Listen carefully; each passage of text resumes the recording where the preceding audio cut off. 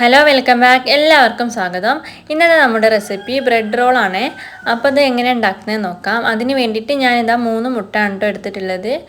മുട്ട അല്ലെങ്കിൽ ചിക്കൻ ആയാലും കുഴപ്പമൊന്നുമില്ല, ചിക്കൻ വെച്ചിട്ടും ഉണ്ടാക്കാവുന്നതാണ്. അത് ഇതാ ചെറിയ പീസാക്കി മുറിച്ചെടുത്തിട്ടുണ്ട്. ഇനി ഇതാ നമ്മളൊരു പാൻ അടുപ്പത്ത് വെച്ചിട്ടുണ്ട്. അതിലേക്ക് കുറച്ച് ആവശ്യത്തിന് വേണ്ടിയിട്ട് ഉള്ളി വഴറ്റിയെടുക്കാൻ വേണ്ടിയിട്ടാണ്. അപ്പോൾ അതിനാവശ്യമുള്ള വെളിച്ചെണ്ണ ഒഴിച്ചു കൊടുത്തിട്ടുണ്ട്. ഇനിയിപ്പോൾ ഇതാ ഞാൻ 3 മീഡിയം വലുപ്പമുള്ള സവാളാണ് എടുത്തിട്ടുള്ളത്. അത് വെളിച്ചെണ്ണയിലേക്ക് ഇട്ട് കൊടുത്തിട്ടുണ്ട്. പിന്നെ ഇതാ ഉള്ളി വഴന്ന് വരാൻ ആവശ്യത്തിന് വേണ്ടിയിട്ടുള്ള ഉപ്പും കൂടെ ചേർത്തിട്ടുണ്ട്. ഉള്ളി ഒന്ന് പകുതി വഴന്ന് വന്നതിന് ശേഷം ഞാൻ ഇഞ്ചി വെളുത്തുള്ളി ചതച്ചത് ഇട്ട് കൊടുക്കുന്നുണ്ട്. പേസ്റ്റ് ആണെങ്കിലും നല്ലതാണ് കേട്ടോ ഇട്ട് കൊടുക്കുന്നത്. ഇനിയിപ്പോൾ ഇതിലേക്ക് മുളകാണ് കേട്ടോ ചേർക്കുന്നത്. ഒരു പച്ചമുളകാണ് കേട്ടോ ഞാൻ ചേർത്തിട്ടുള്ളൂ. നമുക്ക് നല്ല എരിവ് വേണമെന്നുണ്ടെങ്കിൽ 2-3 പച്ചമുളകൊക്കെ ചേർക്കാവുന്നതാണ്. ഇനി നമ്മളിത് നന്നായിട്ട് തന്നെ മിക്സ് ചെയ്ത് ഒന്ന് എടുക്കുന്നുണ്ട്. പിന്നെ ഇതിലേക്ക് ആവശ്യത്തിനുള്ള കറിവേപ്പിലയും കൂടെ ചേർത്ത് കൊടുക്കാം. പിന്നെ നമ്മൾ ചേർക്കുന്നത് മസാലപ്പൊടികളാണ്.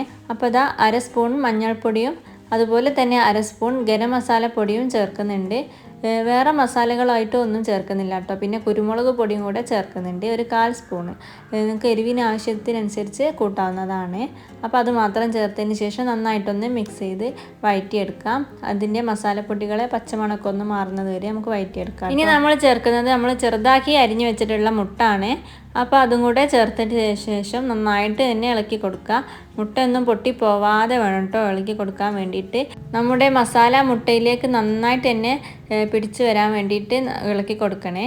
അതുപോലെ തന്നെ കുറച്ച് മല്ലിയിലയും കൂടെ ചേർക്കുന്നുണ്ട്. നന്നായിട്ട് മിക്സ് ചെയ്തെടുത്തതിന് ശേഷം നമുക്ക് മാറ്റി വെക്കാവുന്നതാണ്. അപ്പോൾ അതാ ഇനി നമുക്ക് റോൾ ചെയ്യാൻ ആവശ്യത്തിനുള്ള ബ്രെഡ് എടുക്കാം കേട്ടോ. ബ്രെഡ് എടുത്തതിന് ശേഷം അതിൻ്റെ 4 സൈഡ് നമ്മൾ കട്ട് ചെയ്ത് ആ ബ്രൗൺ കളറൊക്കെ 4 ഭാഗവും കട്ട് ചെയ്തതിന് ശേഷം നമുക്കിത് മിക്സിയിലിട്ട് ഒന്ന് ക്രഷ് ചെയ്തെടുക്കാം കേട്ടോ. അധികം കുറേ നേരം ഇട്ട് മിക്സിയിൽ അടിച്ചെടുക്കരുത്, അത് നന്നായിട്ട് പേസ്റ്റായി പോവും.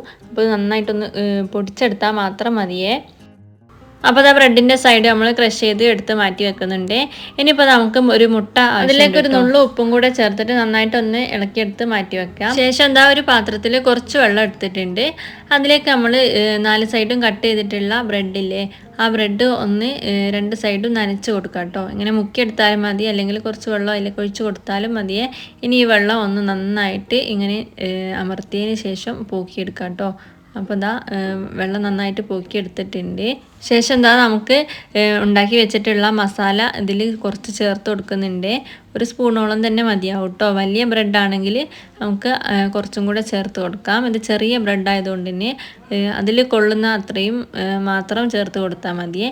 ഇനി ഇത് 4 സൈഡും ഒന്ന് റോൾ ചെയ്തെടുക്കുന്നുണ്ട്. അപ്പോൾ അതാ ഇങ്ങനെ നമ്മൾ റോൾ ചെയ്ത് എടുത്തിട്ടുണ്ട്. ഇനി നമുക്ക് ആവശ്യമുള്ള ബ്രെഡ് എടുത്തിട്ട് എല്ലാം ഇങ്ങനെ ചെയ്ത് മാറ്റി വെക്കാം കേട്ടോ. ഇനി നമ്മൾ ഉണ്ടാക്കി വെച്ചിട്ടുള്ള ബ്രെഡിൻ്റെ റോളില്ലേ, അതിൻ്റെ മുകളിലായിട്ട് ഇങ്ങനെ മുട്ട നമുക്കൊന്ന് സ്പ്രെഡ് ചെയ്ത് കൊടുക്കുന്നുണ്ട്. നന്നായിട്ട് തന്നെ സ്പ്രെഡ് ചെയ്ത് കൊടുക്കണേ.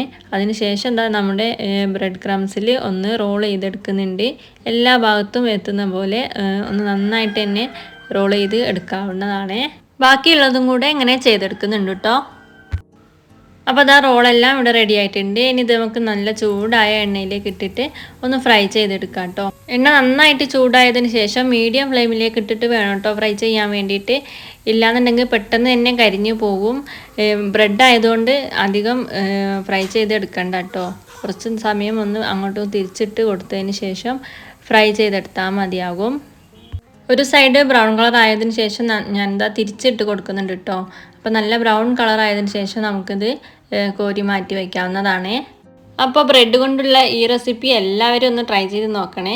എല്ലാവർക്കും ഇഷ്ടപ്പെടും, കുട്ടികൾക്കൊക്കെ നന്നായിട്ട് ഇഷ്ടപ്പെടുന്ന റെസിപ്പിയാണ് കേട്ടോ. അപ്പോൾ ഈ നോമ്പിനൊക്കെ, നോമ്പ് തുറ സമയത്തൊക്കെ പെട്ടെന്ന് തന്നെ ഉണ്ടാക്കിയെടുക്കാൻ പറ്റുന്ന ഒരു റെസിപ്പിയാണ് കേട്ടോ ഇത്. എല്ലാവരും ഒന്ന് ട്രൈ ചെയ്ത് നോക്കുക. വീഡിയോ ഇഷ്ടപ്പെട്ടാൽ ലൈക്ക് ചെയ്യാനും ഷെയർ ചെയ്യാനും സബ്സ്ക്രൈബ് ചെയ്യാനും മറക്കല്ലേ. അടുത്തൊരു നല്ല റെസിപ്പി ആയിട്ട് ഞാൻ വീണ്ടും വരുന്നതാണ്.